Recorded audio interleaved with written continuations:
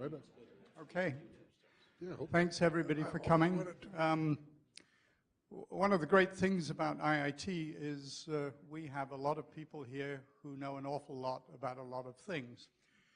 And so when something comes up that's topical and interesting and important, we're very able to put together events like this to inform and discuss the items of the day. Last semester, we had one on Ebola, and one of our faculty members in biology, Katie Spink, gave a wonderful and very reasoned explanation of the science behind the Ebola virus and kind of avoiding some of the hype and politics that was connected to our reaction to it. So I think it's about a month ago now, there was the hack of Sony, and a lot of stuff associated with that happened. By the way, I happened to see the interview, the movie, and it's really bad, not recommended. So I think the North Koreans have good taste in movies in the sense that they didn't like it either. So today we've got a panel to discuss really what underlies the Sony hack, which is that our modern world and the way we communicate and store and exchange data has opened up a set of very difficult issues concerned with privacy, our personal privacy, corporate privacy, national security issues, and that's obviously a very technical thing, but it's also a legal and social thing. And so today we have Shlomo Argamon, professor in computer science, Kevin Jin, professor in computer science, and Richard Warner from the law school, who are going to start a discussion on this. And I think the schedule is you each give a little presentation and then open the floor for discussion. So let's have at it. I have to be somewhere else, so I'm going to run on out. Thanks, Russell. I got the lavalier. So you can see I'm the lawyer because I have the tie. And let me say in advance, I have to almost literally run out of here at 1:30 because I have to be back at the law school to teach, something my dean regards as quite important. So I am going to be as brief as possible so we have as much time as possible for questions before I have to disappear, because I'd like to talk about this. So you see my question, the Sony hack, how should we react? I mean, we as a matter of public policy, or we as a matter of businesses. And I'll give you the good lawyer answer, it depends. It depends who attacked, right? Cyber criminals were one thing, a nation state quite another. So let's see how it depends. Right? And the way, we'll start with the cyber criminals. Well, I leave that to Shlomo to figure out who actually attacked, but let's start with the cyber criminals because it really very importantly depends on how you should react, who did what. So I like to, this is the way I think about it, being a lawyer and only at the very most a closet computer scientist. Suppose you were in charge of security at the United Center. What would you do? Well, you see the list, right? The list is pretty obvious. Lock doors. There are lots of doors. Lock the doors. Post guards at the doors you have to leave open because people have to get in and out. Right? You'd post guards inside to look for suspicious behavior.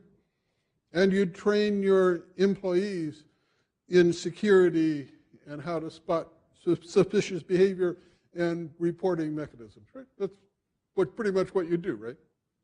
Well, it's pretty obvious.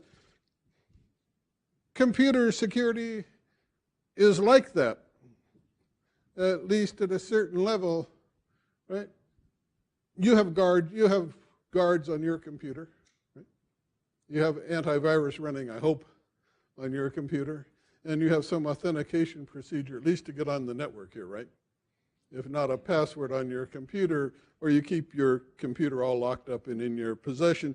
So that's exactly what you do. You have guards that check people coming in, your antivirus does that, and then you have guards that look for suspicious behavior, typical antivirus does that. And the problem with computer security is there are lots of doors we don't know about. Right? It's just the nature of the beast. There are a whole lot of doors we don't know about. And to make matters even worse, our guards aren't very good. Right? The guards are relatively easy to evade, and so the cyber criminals look for those weaknesses. Now, you say that we know how to do better. Now that we is the computer scientist. This is me as my closet computer scientist role, including me, and we do know how to do better, but it takes a whole lot of time, money, and effort. A whole lot of each. A whole lot of time, money, and effort. So why don't we do better? Right? This is on the cyber criminal side. Why don't we do better? Well, I have at least 3 reasons. One is corporate culture. One of my other roles, I run a business in Europe for the last 10 years, and I can tell you, in a fairly competitive environment, number one thing I care about, making money to survive. Right? Law, I have a totally different mindset. I ask my lawyers, do I have to do that? Right? Corporate culture is oriented towards making money, because if you don't, you aren't. Right? It's a simple fact. So the corporate culture is not oriented towards spending money on security, protecting the network, unless you can convince them it makes money and they have the money to spend and it's on the top of their list. And those things tend not to be true, at least not until recently. So there's corporate culture that just isn't geared up for protecting networks and protecting computers, at least not until recently, hopefully changing a bit. And then the systems that you use generate a lot of false positives. They fire off a lot of warnings when it's not real or not serious. And so it costs a lot of money to investigate those.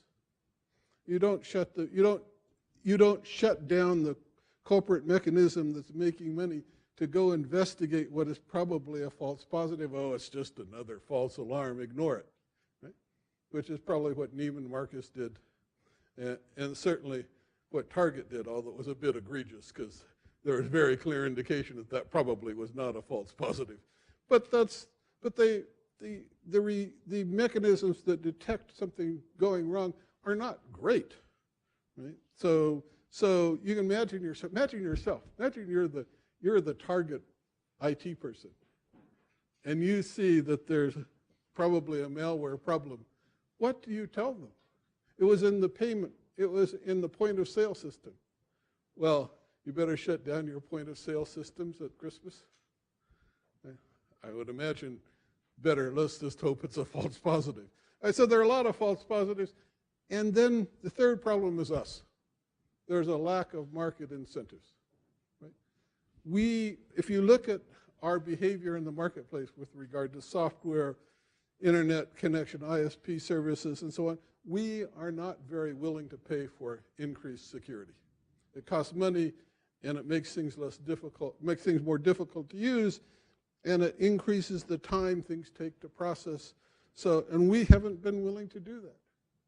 Well, if you're in a business that sells to consumers, you don't sell them what they don't want. So we are part of the problem. Market incentives are structured against providing adequate security. So that's where the law comes in. There's much discussion in the law about what to do. The first thing that lawyers think of is negligence liability. You know that from driving, right? You have to drive like a reasonable person, or otherwise you might have liability for hurting somebody, correct? Right.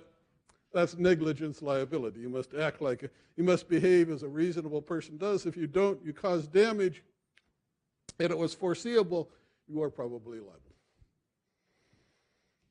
Well, if corporate culture and the reporting mechanisms and the market incentives are not working to make them be as big businesses be as careful as they should, and it's costing us a mountain of money when they get attacked, why not do what we do with cars? in driving.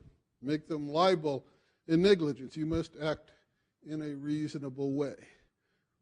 That turns out to be quite difficult to do because you have to tell them how careful they have to be. And computer security is not exactly like driving a car. I can tell you that for a car, how careful you have to be. Computer security means you can spend more and more and more and more and more money to be ever more secure. When does the law require you to stop? That is a question currently working its way through the courts. It also comes up in almost any mechanism besides negligence, statutory mechanisms. A question in which I'm much interested, but that's not our concern here. So that's the cyber criminal side.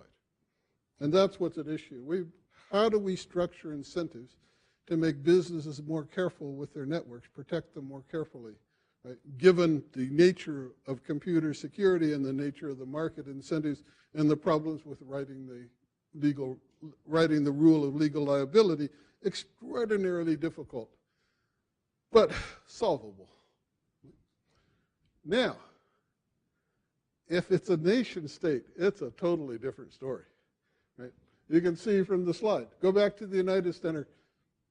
Suppose there's a secret door that you can get into that you can't reasonably be expected to find. Or a way to evade the guards that you cannot reasonably be expected to discover. Negligence liability in almost any standard based on reasonableness is out the window. We can't legally, and make good sense and be just, require you to do what you can't possibly do. And so that's out the window. No negligence liability. And if you look at the nation-state attacks, they are like that. The most well-researched one being ours, Stuxnet, our attack with the Israelis, very much like this. So the current reaction is the government is willing to help. But what that means is you have to give them your data. You have to give them access to your data. And so my final question is, are you willing? So two different worlds. Cyber criminals, relatively traditional legal mechanisms can handle that.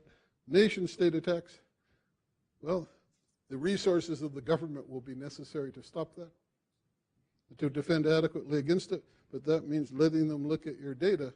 And post-Snowden, there's an extreme amount of reluctance on the part of business to do that. So I'm going to turn it over to Kevin at this point. Thank you, Kevin. You can. And I also need to turn over this.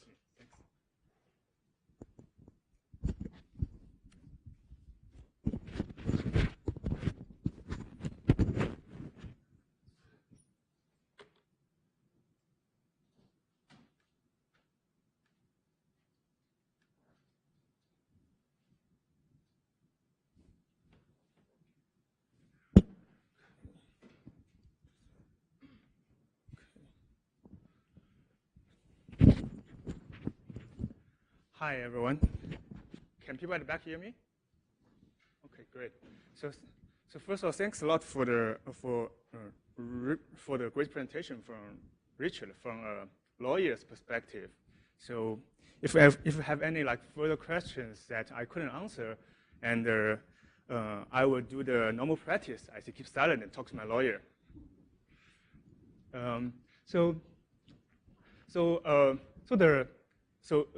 As you know that over the past 2 months that we have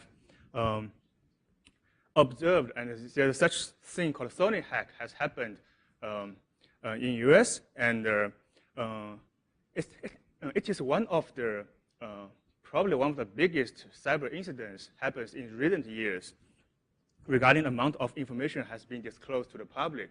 So this attack has been conducted by a group of, a mysterious group of people call themselves guardians of peace.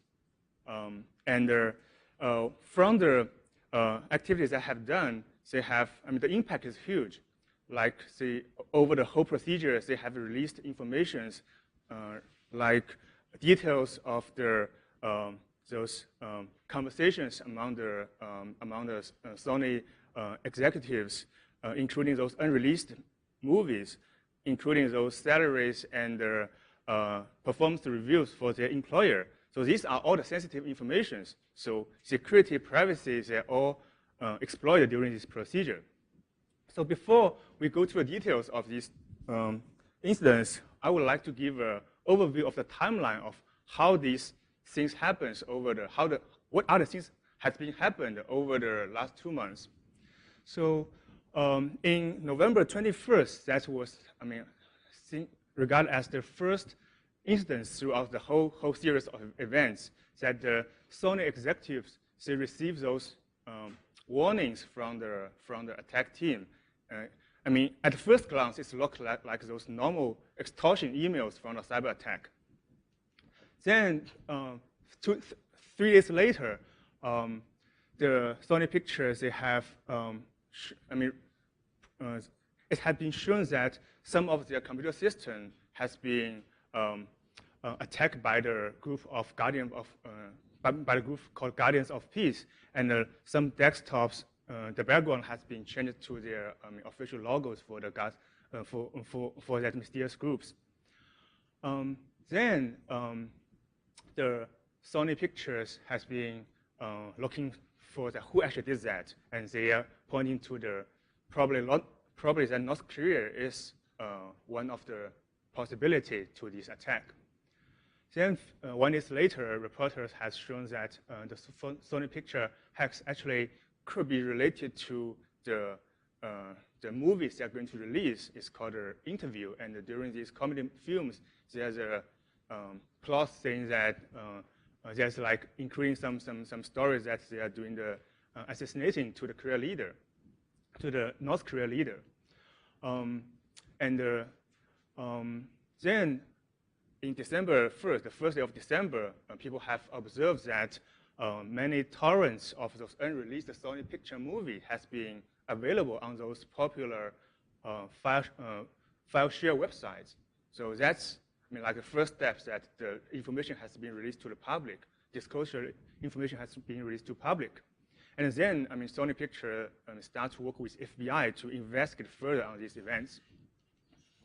Then 1 day after that, more data has been released, including like those salaries of or the information of those executives for the Sony Pictures. It's always interesting to look at that. Then more and more data have been released over the last few months, including more information from the Sony Pictures, and like their second bulk of the release, even including those security certificates of the Sony.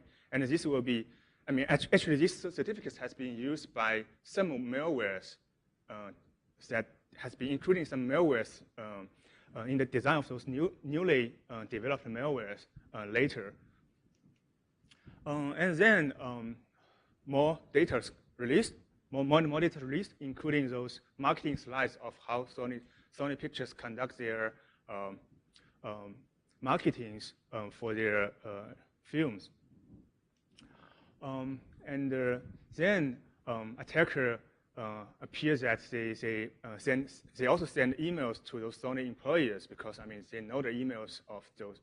They basically grabs lots of data from the company's computer system, including the informations, the database containing information for the employee, and showing that it's like threatening email to their employer. But later the GOP denies that actually they didn't do that, someone else did that.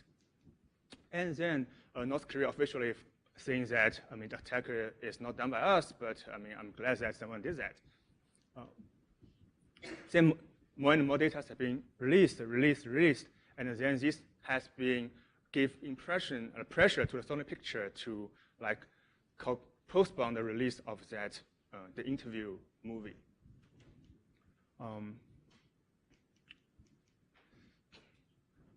Then a week later, the attacker and the hackers sent one more thread, but that one particular caused the media's attention that this one is somehow, during their emails, it's related to the terrorist attack, like the 911 attack. Then 1 day later, the FBI official announced that after their investigations, they have strong evidence that the sources are actually coming from North Korea. And 1 day later, they released official updates on that and given some not publicly released information, concluding that North Korea actually did that thing. Then the New York Post actually reports that the Sony Picture plans to delay that movie date. Okay, so enough has been said about this timeline. So I hope everyone have like an overview of how these incidents happens over the last 2 months. It's interesting things to look at. I mean, as people who is not involved. I mean, as people who is not involved in these incidents. So the next biggest question that people would like to ask is, who actually did that? And I'm only going to briefly go through this one because I think Shlomo is going to talk more about this attribution thing. So actually, who did that? I mean, many companies or individual security researchers has done their own security experiment or research to look at who actually did that. So according to different results, actually there's 2 strong voices on that. One, I mean, favor to the FBI decision, one strongly against that. So here's just one of the representative companies, say, like the CrowdStrike, one of the security companies who had showing evidence on why they think that the attack is coming from North Korea, based on the fact that they do observe similar destructive malwares used in this attack compared with those past attacks that attacked to the South Korea. They use basically a very similar infrastructure, including share portion of the code base, including observing similar IP addresses from the same proxy.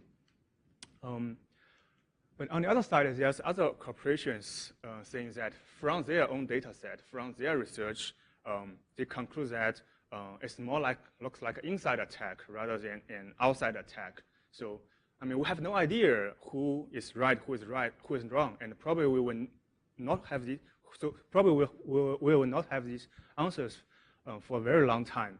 But I mean, these are all the different opinions that the security expert has expressed according to their own research.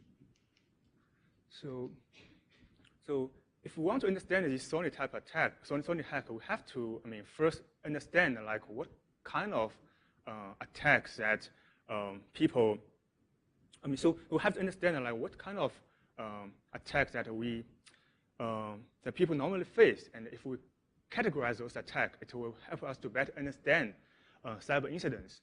So there's usually 2 characteristics we want to characterize attack. One is the skill, one is the focus. So usually those, most of the attack we have seen on the internet fall into this category is called a low skill, low focus attack. So it can be ranging from like using those common hacking tools available online to launch things like denial of service attack, basically flooding or exhausting your resources on your computer system, say your network resources, your CPU resources, your memory resources to do that. Or they send millions of spams to your email addresses. So these are all so most of the attacks we have seen nowadays are falling in these categories. Then the second category is called high skill and low focus. So for example, there's things called a 0-day vulnerability. What's that? So it basically means the people find out the vulnerability in your software, for example, your operating system. And there's a time window that those systems still vulnerable because of the vulnerability people find, versus the time that the companies has found a patch. So there's a time window which, the system is still vulnerable. There's no patch available for it. So people find those 0-day vulnerabilities in software, systems and networks, and they utilize that. They utilize that by exploit it and compromise hosts. They utilize that by sell these to people. I mean, things like affecting most of the commercial networks, like Target, JP Morgan, Chase, all these incidents you have seen reported by the news, I mean, most of them fall into this category. And there's the last one is called high skill, high focus, and the Sony hack actually fall into that category. So it's this, I mean, those attacker and those attack mechanisms they use are so sophisticated that, and their target is so clear, it determined that. So seemingly means supported by some like national intelligence agent, I mean, including in the instance like cyber warfare. So the first two categories of the attack actually, I mean, they fall into things called opportunistic attack. So for example, if you want to attack things like Home Depot, so people don't care too much about what Home Depot is. They care about what other database they can get from the Home Depot, like what other credit card information available in their database. So if they fail to attack on the Home Depot, they can always say if Home Depot has strong security mechanisms designed, they can always choose another target. But the third type, the highly skilled, highly focused one, which Sony attack fails into it, is more like a targeted attack. So if you want to measure security, it's not like they can choose another one. They have to, so your security team has to be strong enough to beat the attacker mechanism. You have to be superior than the attacker side. So the reasons can be political, the reasons can be ethical, but so for example, things like what Sony did earlier, like back to 2005, they put malwares on their CDs to prevent illegal copies. So that's something that can be get very upset by the attacker. So it makes a company like Sony become a very attractive target for the attacker. So here's some advice that I have to both organization and individuals from the lessons that we have learned for the Sony attack. So for the organizations, so we have to aware that the security is actually like a combination between detection, response, and prevention. So in order to have a strong security, so there's no like a dollar value to measure that how strong your security mechanism is. But clearly, in this case, Sony fails doing good, strong security designs. For example, if they can respond faster during their incidents, or they don't have to have so many informations being exposure during their database. Just all security measures can be done at the Sony side. But to the individual, I mean, actually, if you think about these whole procedures, that the people who harm the most is the individuals, is the employees that it's not actually the executives of the Sony picture. It's those large population of the employee. So that if you think about that, so nowadays we have to trust your company to protect all your private informations, like your web browsing histories, like your say Facebook or Twitter histories. You have to, and we have to trust things like those in cloud service, like iCloud or Google Drives. We have to use that. But on the other side, or we have to like use those retailer services to trust them to protect our financial information clearly. So the thing is that by understanding what the risk are those we have by using those services, we also have to understand that what can we do? How can we be smart about that? So we have to understand the vulnerability of those things already happens, and we have to choose that when it's time to opt out. And also, it's I mean, sometimes I mean we can go back to the power of government, the power of law to help us to protect our privacy. So there's not too much things we can do about that, but during the whole world of internet, during the whole world of the so we have to be aware that our security and privacy issues are always very attractive target for many attackers. So be smart. Okay, so.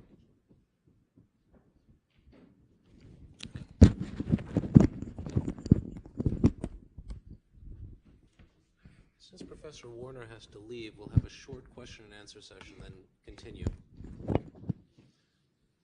There are questions about the legal and the technical aspects. Any questions? All perfectly clear? Yes, sir.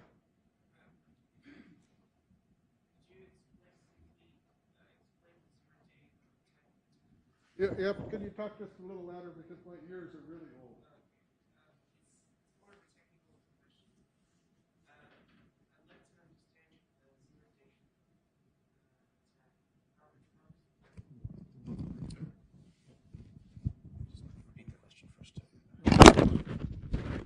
Yeah, so the zero-day attack is basically a concept saying that there's a time window between that you find an exploit or the attacker find an exploit of your system, of your software, to the time that the actual patch exists for defend that exploit. So for example, so we have seen that, say, Windows Update, you have always seen that security patches for the Windows Update. So there's a time window that when attacker finds there's a vulnerability and the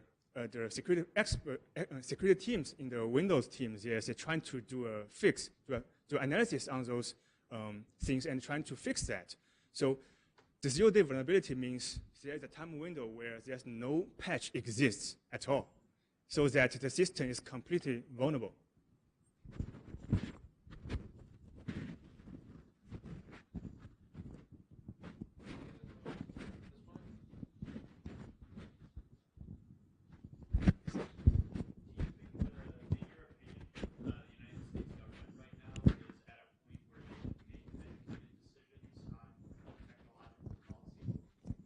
So the question is the U.S. government at a point where they can make educated decisions about technological policy? In regard to attacks by cyber criminals, I suppose the answer is yes and no. Do we have people with enough knowledge and expertise to solve the problem? Yes, although it's an extraordinarily difficult problem if you want a realistic solution that would work in this culture and this economy. But it would require a political climate of compromise and the willingness of the people to bear a different distribution of cost, and I don't see that happening. On the nation-state attack side, it's not at all clear to me that we have an interest, since we are one of the main aggressors. It is unclear to me what we can do about that. There's been little discussion, right? It's clear businesses can't adequately defend themselves. Some sort of consortium or government assistance seems to be required, and you can imagine in this climate the hurdles to into information sharing and letting your government look at your data. And then me and my lawyer realization are one of the problems, because what's the very first thing I will tell you if you're a business and you've been hacked? Don't talk to anyone. Right? Don't relay any information to anyone. Run everything through me, the lawyer, because that most protects your business, and that shuts down the information sharing essential to adequate defense. So on that score, a large number of problems.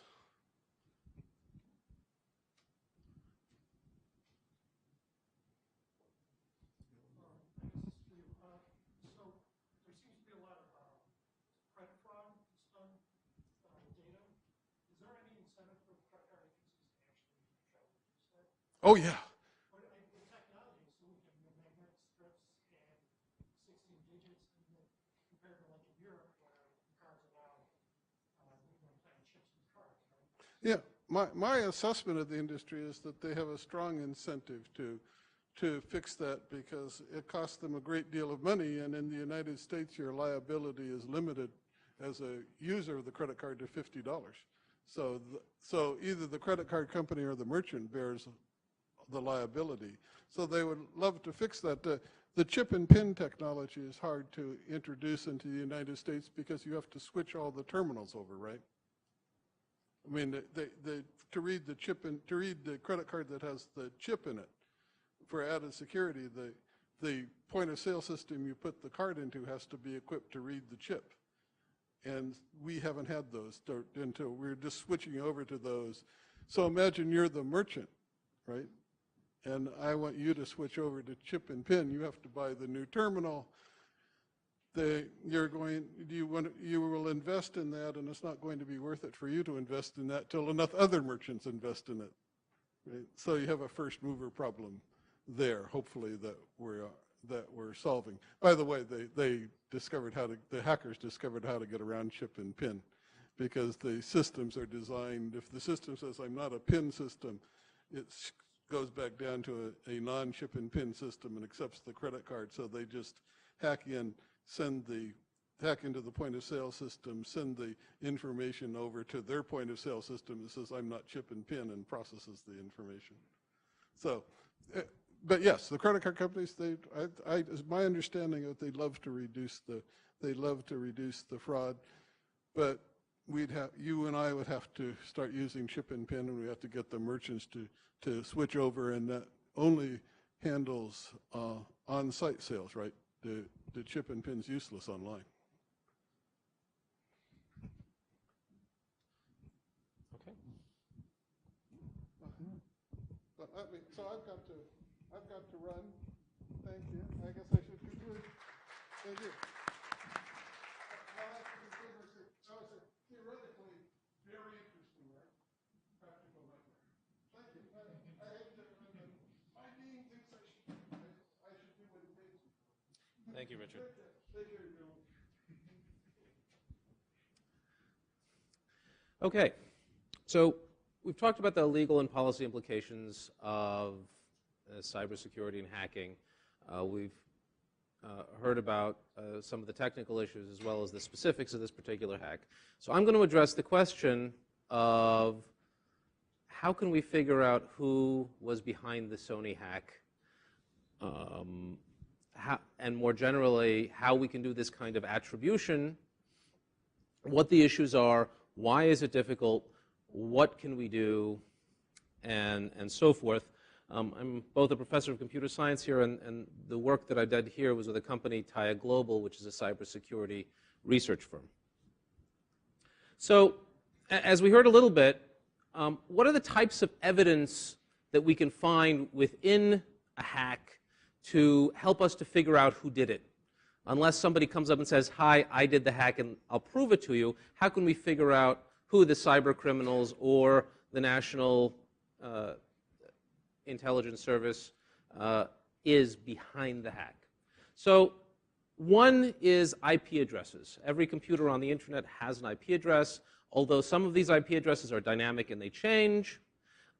If we can find the IP addresses that the hack came from, maybe that gives us some information.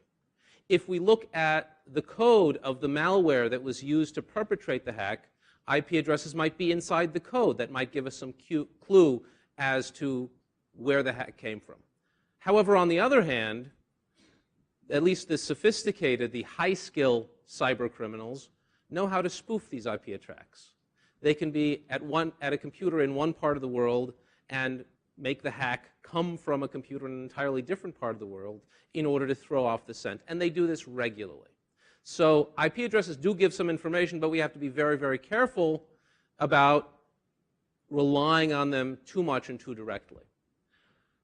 Another way of attributing an attack is to look at the actual code of the malware and to compare it to code of other attacks for which we know who the attackers were. And if we see the same code used in a new attack, that gives us some prima facie evidence that those attackers were the ones who perpetrated this new attack. There are a couple of problems with that, however. One problem is that cyber criminals regularly share code with one another. So the fact that some code in a new attack is similar to a code in an attack 5 years ago, all that might mean is that the attackers today got the code from somebody who got the code from somebody who perpetrated the attack 5 years ago. The other issue is, you say that I know who the attackers were today because the code is the same as the code from an attack 5 years ago. Well, I'm relying on the fact that my attribution of the attack 5 years ago was accurate.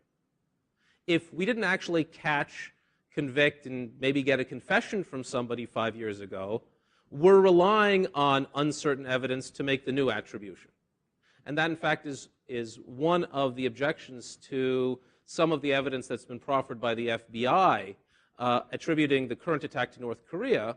Some cybersecurity experts have been saying, well, the malware in the Sony hack is the same as the malware that was used in an attack on South Korean banks, which the FBI says was done by the North Koreans, but we're not really certain that it was done by the North Koreans. So if it wasn't them, that evidence trail doesn't actually mean anything.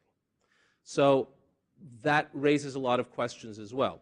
The third kind of evidence, which I'm going to discuss in somewhat more detail because this is what my work relates to looking at any messages that we get from the hackers and using that as evidence to tell us something about who they are. This is a very new thing in cybersecurity, hasn't been done very much before, in part because until recently, hackers often didn't send a lot of messages. You didn't actually have many messages from them to work with, but in the Sony hack, interestingly, there are a number of different messages from the hackers which do give us some information. So the general field in which this falls into is something called forensic linguistics, which means the use of linguistics, the science of human language, to produce evidence in criminal and civil legal proceedings. And the idea here is that patterns of language use can give us evidence about the kind of person or the specific individual who wrote something. Each of us have our typical language patterns. And you might recognize that your friends have certain catchphrases that they use a lot, or certain words that they prefer to other words.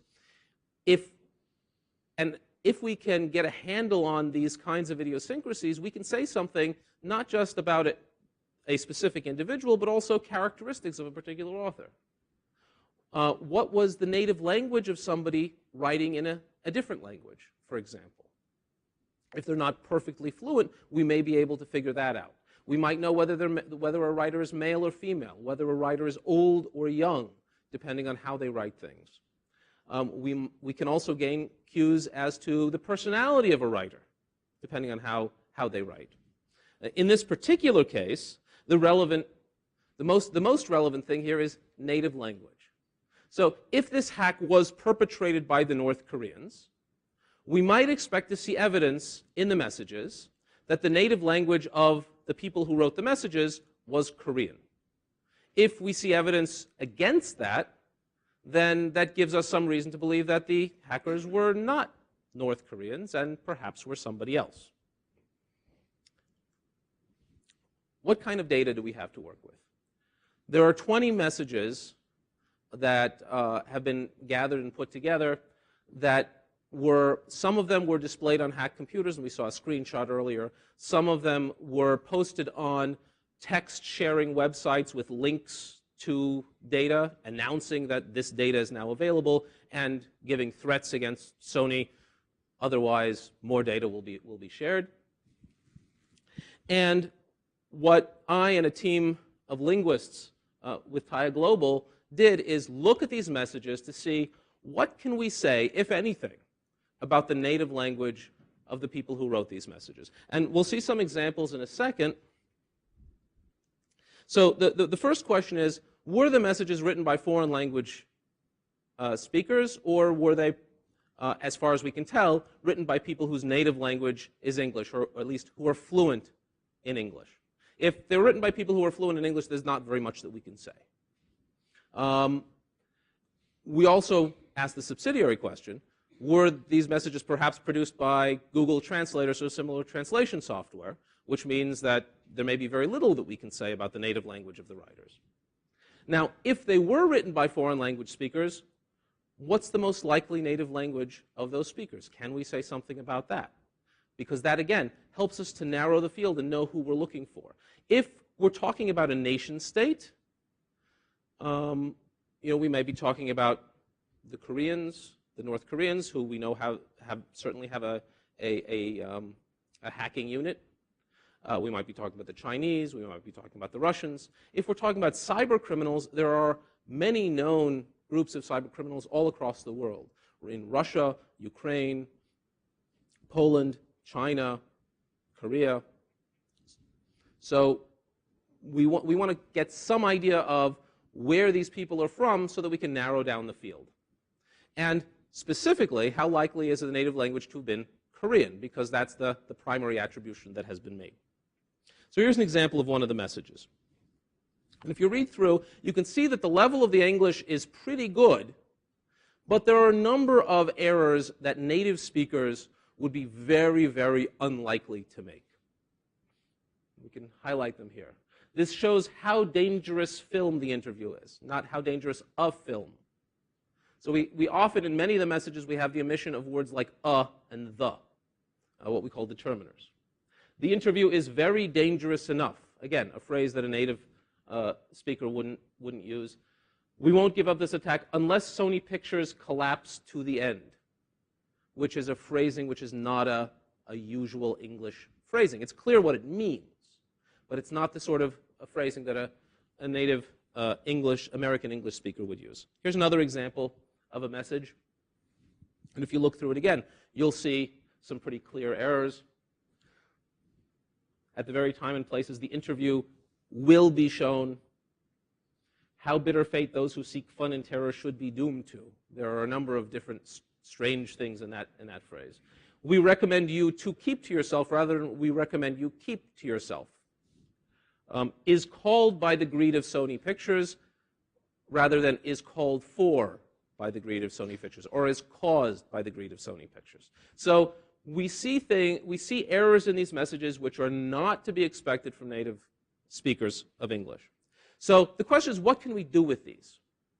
And the answer is, we look through the messages, find all of these kinds of errors that we can, categorize what the errors are linguistically speaking, and we look to see, are these errors consistent with a hypothesis of one native language or another, and see what happens. The assumptions that we need to make is, first of all, there are different texts. They could have been written by different people. And in fact, there's some reason to believe that different people did write different of the messages that we have. We have to assume that they were all written by people with the same native language. Otherwise, there's very little analysis that we can actually do. There's not really that much text there overall that we can break it up. And we assume that all of these texts are actually from the hackers, not from other people pretending to be the hackers in order to get publicity for themselves and so forth. So what kinds of errors do we find? Well, some of the errors that we find are grammatical issues. So for example, in one or two places, we see the word do starting out a command. So phrases like, do carry out our demands, rather than just simply carry out our demands. We see the use of add applying to its subject. The data adds, rather than the data is added, or somebody adds the data.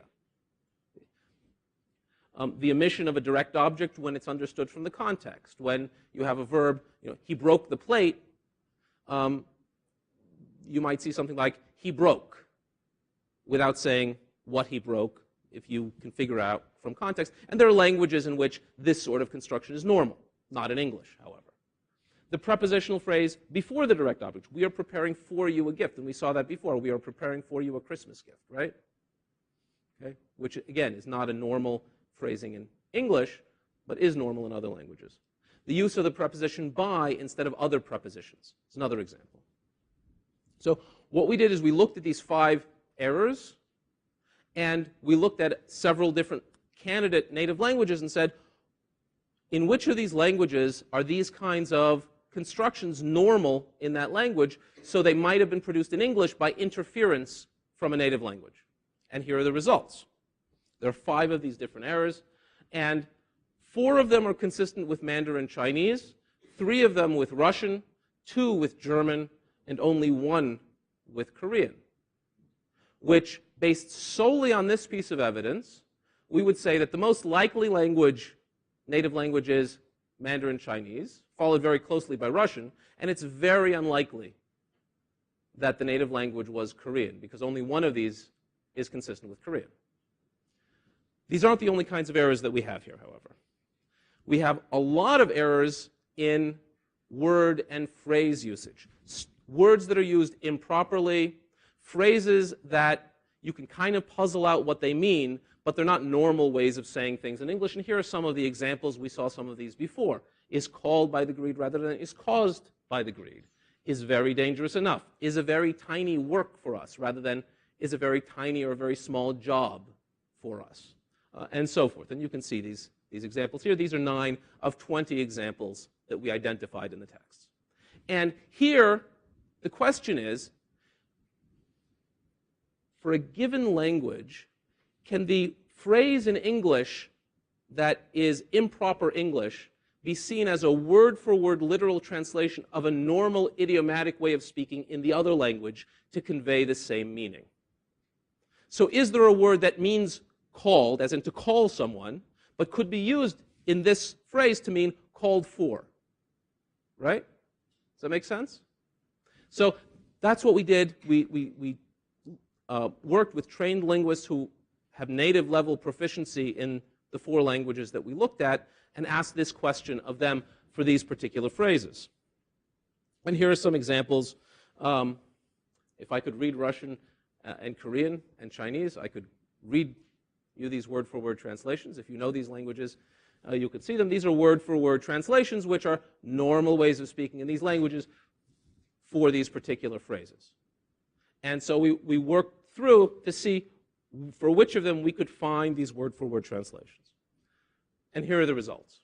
Out of 20, 15 are consistent with Russian, which is very surprising if it was just coincidental. 9 are consistent with Korean, and only 3 with Mandarin Chinese and 4 with German.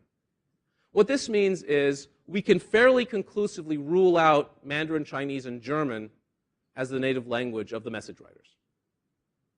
We can also say that Russian is by far the most likely. And in fact, we see this even more clearly if we look at which errors were made, which errors were consistent with each native language, and how many native languages the error was consistent with. There might be some errors that are consistent with a lot of different languages, in which case that error doesn't really say very much. But if an error is consistent with only one language and not with any others, that error would give us a lot stronger evidence for that language than the first. So if we look at the errors, we see that if you look at the Russian, there are a bunch of errors that are consistent with Russian. These little triangles here at the side. Let's see if I can. These triangles over here, which are consistent only with Russian. Every error that's consistent with Mandarin Chinese is also consistent with Russian and with Korean. The errors that are consistent with German are consistent with at least one of the other languages. The errors that are consistent with Korean are all consistent also with Russian. So again, this even strengthens further the evidence that the native language of the message writers, hence the likely native language of the hackers, was Russian. Which contradicts what the FBI says, by the way. So what can we say there, therefore?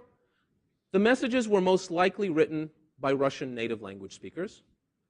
They might have been written by Korean speakers, but it's much less likely. Okay? And right now, we happen to be doing a more comprehensive analysis, looking at more than 4 languages and looking a bit more in depth and in detail. And these results might change. I don't expect them to change substantially, however, based on these early results. What can we not say? Well, the first thing is, this doesn't say anything about who the message writers were working for. There might be a team of Russian hacking message writers working for the North Koreans. That's entirely possible. I don't know why that would be the case. And an argument would have to be made that that was the case, but it's entirely possible based on our results, and we can't rule out those kinds of possibilities. What was the true motivation for this hack? If we look at the earlier messages, the earliest messages don't mention the film, the interview at all. In fact, the messages only start mentioning the film, the interview after the film, the interview was talked about in the press in America. So it's entirely possible that the original motivation of the hackers had nothing to do with the film, the interview. They might have been hackers who were attacking Sony for the fun of it, perhaps. Hackers do that. They might have been attacking Sony in order to extort money from them. There are lots of different possible motivations. And then when the film, the interview, became mooted as a possible motivation, then they grabbed onto that and played with and went along with that. Maybe yes, maybe no. We have no way at this point really of knowing what their motivation was. And even if we're correct and the native language is Russian, that doesn't tell us who specifically they are. Even if we could know that they were a Russian cyber criminal hacking group, there's more than one of them. Okay? But what it does do is it puts more evidence that needs to be explained in the overall picture. And it's really important to get as much evidence as possible so we can construct overall scenarios that explain what might have gone on and give us an idea of who actually might have done this. And so I'll just stop here and ask if there are any questions. I know we all have to run to class.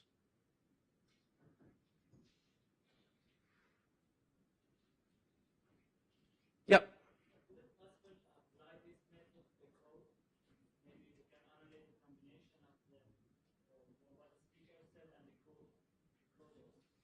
Well, we can't really analyze the native language. The question is, can we apply this method to the actual code to do some sort of attribution? And the thing is, the code that we have is compiled machine code for the most part. We don't have source code.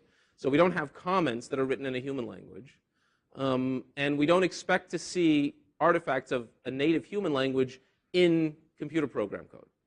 So it's very difficult to do. There are people who look at the style of computer code and try to match it to style of computer code by other programmers to say, well, maybe it was this programmer because he writes in a particular style, he uses particular kinds of constructs in his code. There are people who do that sort of thing. But again, that relies on having computer code that you know who wrote it that's relevant to the case. And that's often very, very difficult to come by.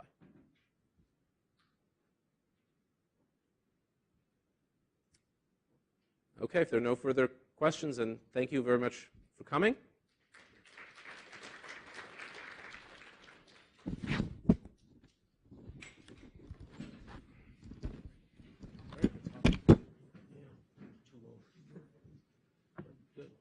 Students are interested in it. Students are interested in your talk.